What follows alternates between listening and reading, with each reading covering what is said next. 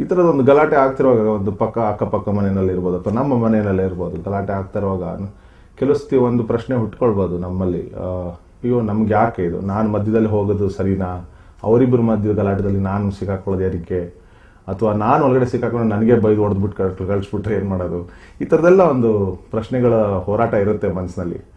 ಆದರೆ ಧೈರ್ಯ ಮಾಡಿ ಚಾಣಕ್ಯತೆಯಿಂದ ಇದನ್ನು ಆ ಮೊಮೆಂಟ್ಗಾದರೂ ಅಟ್ಲೀಸ್ಟ್ ನಿಲ್ಲಿಸ್ಬೋದು. ಆ ಥರ ಒಂದು ಹಲವಾರು ಪ್ರಯತ್ನಗಳು ಮಾಡಿದಾಗ ಅದು ಆಟೋಮೆಟಿಕ್ ಆಗಿ ಅದು ನಿಲ್ಬೋದು ಅಂತಲೂ ಅನ್ಕೋಬೋದು. ಫಾರ್ ಎಕ್ಸಾಂಪಲ್, ಪಕ್ಕದಲ್ಲಿ ಗಲಾಟೆ ಆಗ್ತಿರುವಾಗ, ಪಕ್ಕದ ಮನೆ ಗಲಾಟೆ ಆಗ್ತಿದ್ರೆ ಕಿರ್ಚಾಟ ಹೊಡಿತಾ ಶಬ್ದ ಕೇಳಿಸ್ತಾ ಇದ್ರೆ ನೀವು ಹೋಗಿ ಮಾಡೋದು ಒಂದೇ ಕೆಲಸ, ಬೆಲ್ ಹೊಡೆದ್ಬಿಟ್ಟು ಸಕ್ಕರೆ ಕೊಡಿ ಅಂತ ಕೇಳ್ಬೋದು, ಇಲ್ಲ ಅಂದರೆ ನಿಮ್ಮ ಮನೆ ನ್ಯೂಸ್ ಪೇಪರ್ ಕೊಡ್ತೀರಾ ಅಂತ ಕೇಳ್ಬೋದು, ಇಲ್ಲ ಅಂಕಲ್ ಕೆಳಗಡೆ ನಿಮ್ಮ ಕಾರ್ ಏನೋ ಅಡ್ಡ ಆಗ್ತಾ ಇದೆ, ನಮ್ಮ ಕಾರ್ಗೆ ಸ್ವಲ್ಪ ತೆಗಿತೀರಾ ಅಂತ ಹೇಳ್ಬೋದು.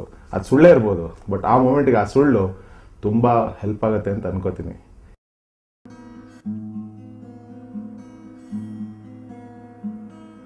ಸೋರುತ್ತಿರುವುದು ಮನೆಯ ಮಾಳಿಗೆ, ಓ ಸೋರುತ್ತಿರುವುದು ಮನೆಯ ಮಾಳಿಗೆ, ಅಜ್ಞಾನದಿಂದ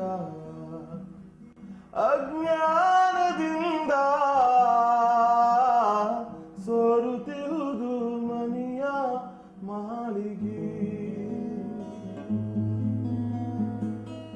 ಸೋರುತ್ತಿರುವುದು ಮನೆಯ ಮಾಳಿಗೆ, ದಾರುಗಟ್ಟಿ ಮಾಡ್ಬರಿಲ್ಲ, ಸೋರುತ್ತಿರುವುದು ಮನೆಯ ಮಾಳಿಗೆ, ದಾರುಗಟ್ಟಿ ಮಾಡ್ಬರಿಲ್ಲ, ಕಾಳ ಕತ್ತಲೆಯೊಳಗೆ ನಾನು ಮೇಲಕ್ಕೇರಿ ಹೋಗಲಾರೆ, ಸೋರುತ್ತಿರುವುದು ಮನೆಯ ಮಾಳಿಗೆ.